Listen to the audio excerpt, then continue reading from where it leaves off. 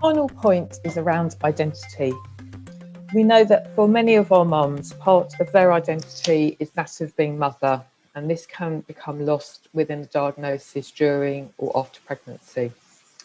How can we focus on the value of being a mother even when you don't feel like you're able to do what you'd hoped in terms of actively participating? Mm.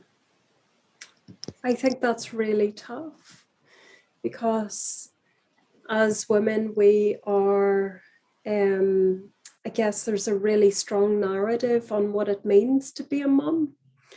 And we are fed images all the time on what being a mother looks like. And so when we don't fit what the image and that narrative is, that can be really, really difficult. However, what I would say is there's part of adjusting to what motherhood looks like for you.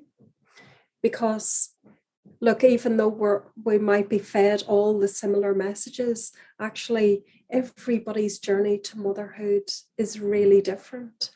Even if that's, your first, second, third, or other babies. So it's looking at what is it in that context? What did you think that you wanted to do? And what bits of being a mother in that image that you had were really, really important? What belonged to you? And what was it that you maybe thought you should do or how it should be? Because there's an adjustment to motherhood anyway. And so what I often talk to mums about is just 2 or 3 words that might define in a valued way what being a mum looks like to you. So it could be being patient, being responsive, being loving. And so what behaviours then might you demonstrate that reflect that type of mum that you want to be? So if you want to be a loving mum, but you can't necessarily be with your baby, or you're not able to be as involved in the way that you want to be, what might be an alternative to that? Because you will still be able to be a mother. So rather than getting into how you think you should be, or being really fixed on the idea of what mothering should look like, it's almost thinking about what type of mother do you want to be, and that's going to be your compass for life. So it's not that you or behave in a loving way and it's like, right, I've ticked the box today, I don't need to be that tomorrow.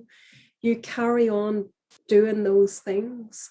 So yeah, that's what I would probably say. It's think about what image or what idea you had on what you were going to be as a mother. What bits of those really resonate with you and feel really important that you want to hold on to? And then pick 2 or 3 words that might define what your values are as a mother. So what is your direction? What is going to be your compass? That if I looked in through the window, I'd be able to say, yeah, I can see that Rebecca is a really loving mum. That's really, really important to her. So you then begin to get an idea on what those behaviours are that reflect to you, Rebecca is a really loving mum. And what I would also say is, transitioning to motherhood, irrespective if this is your first or more child, is difficult. And so there's an element of being compassionate with yourself.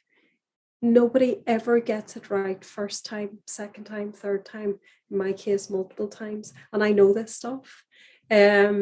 And so it's also holding, you're doing the best you can in the circumstances that you're in. And how can you connect with that when your mind is perhaps really loud saying, you're not being the mum that you wanted to be. Or something else that our minds do really well are very bullying towards us, you know, so they say things to us that if somebody came in and said it to us, we would probably be really affronted and have a conversation back. So it's also catching when your mind is saying to you, you're not being the mum that you want to be, or that all of that around your baby isn't getting what it needs.